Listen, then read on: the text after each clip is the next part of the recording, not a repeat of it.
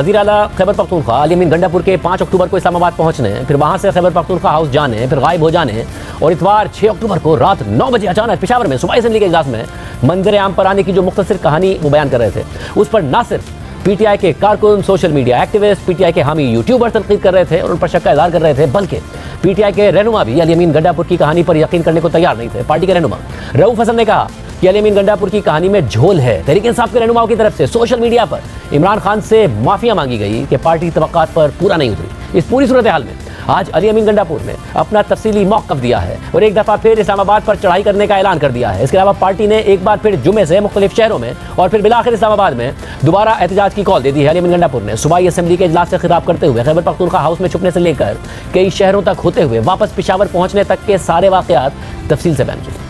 जब हम KP house पहुंचे तो केपी हाउस के अंदर रेंजर्स, आईजी पुलिस इस्लामाबाद को लीड कर रहा था, पिस्टल उसके हाथ में था और उन्हें ऐसा धावा बोला कि घुसते ही उसने सबसे पहले डीएसपी जो वहां पर मौजूद था, बेसिकली केपी हाउस का डीएसपी सिक्योरिटी का इंचार्ज है, उससे अब्यूज लगने ने पूछा मेरे बारे में कि वो कहाँ है, अब्यूज करके, और उसने आगे से कहा कि जी आप कैसी लैंग्वेज कर रहे हैं, तो उसके सर पे 2 पट मार के सर फाड़ दिया। इस माहौल में मुझे बताया गया कि ये अरेस्ट जो आप करने आ रहे हैं ये ग्रेस के साथ नहीं है। मैंने देखा कि मेरे अरेस्ट से मेरे सूबे को बड़ा नुकसान हो सकता है। मेरा विशाल नाम का उसने मुझे पीछे वाले रास्ते से निकाल के सामने जो पिकेट बनी हुई है, एक पिकेट के ऊपर जाके मुझे मैं ऊपर बैठ गया पिकेट के अंदर। 4 घंटे में वहां पे रहा। इस दौरान में मेरे पास वो बंदा दोबारा जब आया तो उस पिकेट में मेरे साथ एक मेरा गार्ड समी नाम का वो भी था। मैंने उनसे कहा कि गाड़ियों की क्या पोजीशन है, निकलना है यहाँ से। तो उन्होंने कहा तमाम गाड़ियां सरकारी और आपकी जाती तोड़ी जा चुकी हैं, सारा सामान ले गए हैं, सारों के टायर फाड़ दिए हैं, कोई गाड़ी भी इस वक्त अवेलेबल नहीं है और सारे पुलिस वाले जो है हमारे वो सारे के सारे अंडर कस्टडी हैं इस वक्त। उन सबको इन्होंने वहाँ पे अरेस्ट करके रिमांड बनाए हुए हैं, इंक्लूडिंग बाई सीएसओ। मैंने उनसे कहा कि एक गाड़ी बराबर करो, ठीक है। अब तेज बारिश शुरू थी, पूरी लाइन में ऐसे रेंजर के सारे डाले और ऐसे सारी की सारी पुलिस के डाले। मैंने उस पिकेट से जंप किया, मैं चलता हुआ बेड पे गया, मैं इनको नजर नहीं आया। वहां से मैं मूव होकर गया, आगे जाके मैं वॉक करता हुआ पहुंचा ऊपर। सुबह की रोशनी उस वक्त तक पूरी आई नहीं थी, तो वहां पर चूंकि कोई कामत थी नहीं, तो मैं हर 1-2 जो गाड़ियां सूखियां वगैरह गुजरी, तो जो भी गाड़ी गुजर रही थी मैं ऊपर से पत्थर मार रहा था कि शायद कोई भी रुक जाए तो मैं आगे बढ़ जाऊं। इस वक्त मेरे पास न मोबाइल है, न मेरी जेब में 1 रुपया है, एक अल्लाह की जात है, एक मैं हूं। फिर एक गाड़ी आके वहां पे मैंने पत्थर मारे, गाड़ी रुक गई। जब मैं उस गाड़ी के पास गया तो वो वही गाड़ी थी, साथ एक मोटरसाइकिल भी था। उस गाड़ी में ड्राइविंग कर रहा था वो मेरा ड्राइवर इफ्तिखार, मेरा ड्राइवर है, सीएम हाउस का वो था। आगे मोटरसाइकिल पे आरिफ खटक जो मेरा गार्ड था वो था और एक तारिक मेरा गार्ड है वो था। 2 मोटरसाइकिल पे थे। जब मैं गाड़ी में बैठा तो आरिफ खटक मोटरसाइकिल चलाना शुरू हो गया और तारिक आगे गाड़ी में साथ बैठ गया और हम रवाना हो गए। हम रवाना हो गए। मोटरवे पे हमने एम टैग के ऊपर हिट किया, उसकी रसीद भी यहाँ पे मौजूद है। एम टैग के जरिए मोटरवे पे चढ़े, मोटरवे से आगे हम उतरे। मैं वहां से एक जिले के डीपीओ के घर में पहुंच गया। आपने तो मेरे थे नहीं। जब मैं उसके घर पहुंच गया वो मौजूद नहीं था। फोन पे उस बंदे ने मेरी बात कराई, उसने हमारा नाश्ता तैयार करना शुरू कर दिया। मैंने उसे कहा कि मुझे सिक्योरिटी दो और मैंने सीएम हाउस जाना है पेशावर।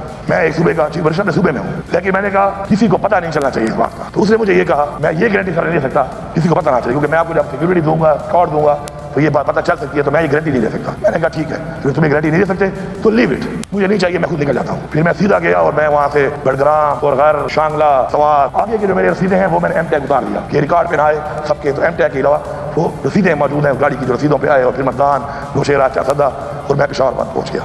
साथ ही अली अमीन गंडापुर ने पार्टी के अंदर तनकीद करने वालों को जवाब देते हुए ना सिर्फ उन्हें मुनाफिक कहा बल्कि बद्दुआ भी दी। आप इनके धोखे में मत आओ, इनकी बातों में मत आओ, ये घबरा गए हैं आपसे, इनकी टांगें कांप रही हैं आपका जज्बा देकर, आपका इत्तेहाद देकर। और जो भी हमें मुनाफिक है अपनी पार्टी के साथ, नजरिए के साथ, इमरान खान के साथ, मैं बरमला कह रहा हूँ, ये अल्लाह के नाम कलमे लिखे हुए हैं यहाँ पर, अल्लाह का कलाम है। अल्लाह ताला उसे खानदान को कर करे, इस जहान भी मेरा गिरबान और उस जहान भी मेरा गिरबान आपके लिए हाजिर है, आप पकड़ सकते हैं, लेकिन आप इस चीज का हिस्सा ना बने। आपको बहकाने वाले चाहे वो अंदर वाले हैं चाहे वो बाहर वाले, वो मुनाफिक हैं, मुनाफिकों से बचो। इसके अलावा अली अमीन गंडापुर ने एक बार फिर इस्लामाबाद में धावा बोलने का ऐलान कर दिया। साथ ही कहा कि अगर इमरान खान ने इजाजत दी तो अगला कदम शहबाज शरीफ का बेडरूम है।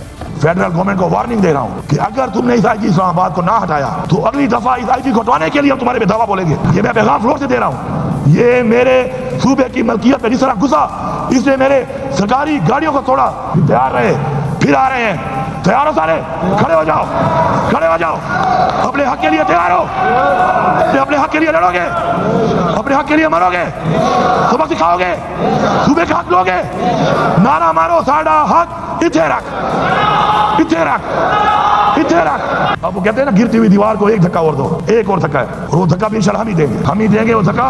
और इनको समझ आ गई है कि जहां तक हम पहुंच गए हैं, इसके बाद अगला स्टेप फिर शहबाज शरीफ का बेडरूम है। अगर इमरान खान हुक्म दे दे तो अगला स्टेप उनका बेडरूम है। अली अमीन गंडापुर एक दफ़ा फिर इस्लामाबाद आने का ऐलान कर रहे हैं, धमकी दे रहे हैं, मगर पार्टी में गुज़िश्ता हफ्ते को होने वाले एहतजाज को लेकर तनाज़ा बरकरार है, क्योंकि अली अमीन गंडापुर डी चौक तो पहुंचे नहीं, बल्कि चाइना चौक पर एहतजाज में शरीक होने के बाद खैबर पख्तूनख्वा हाउस पहुंच गए और फिर वहां से गायब हो गए। इस हवाले से कल हमारे प्रोग्राम में तर्जुमान खैबर पख्तूनख्वा हुकूमत बैरिस्टर सैफ ने कहा कि इमरान खान ने मेरे सामने अली अमीन गंडापुर को एहतजाज से मुताल्लिक हिदायत दी थी। अली अमीन गंडापुर ने इमरान खान की हिदायत के मुताबिक एहतजाज करवाया, मगर पीटीआई के रूपोश रहनुमा मुराद सईद ने अपने एक्स अकाउंट पर पोस्ट किया है कि मैं जानता हूँ कि तयशुदा हिकमत अमली और खान साहब की वाज़ेह हिदायत पर अमल दरामद नहीं हुआ, मगर मैं फिल वक्त इसे गफलत गिरदानूंगा। मेरी क़यादत से भी दरख्वास्त है कि आपको खान साहब ने डी चौक एहतजाज जारी रखने के साथ साथ मंगल और बुध को मुल्कगीर एहतजाज का प्लान दे दिया था, जिसकी तहरीरी कॉपी ऑफिशियली कौम के साथ शेयर करके कह दी जाए। आज ही पीटीआई ने मुल्क भर में एहतजाज का नया शेड्यूल भी जारी कर दिया है, जिसके मुताबिक 11 अक्टूबर को मुल्तान और साहिवाल में एहतजाज होगा, मगर हम बात यह है कि मुल्तान में पाकिस्तान और इंग्लैंड की क्रिकेट टीम के दरमियान टेस्ट मैच खेला जा रहा है। आज उसका दूसरा दिन था और 11 अक्टूबर को टेस्ट मैच का 5वां और आखिरी दिन होगा, जबकि 12 अक्टूबर को गुजरावाला और सरगोदा में पीटीआई का एहतजाज होगा। 13 अक्टूबर को डेरा गाजी खान डिवीजन में एहतजाज किया जाएगा। 14 अक्टूबर को लाहौर और फैसलाबाद में एहतजाज किया जाएगा और फिर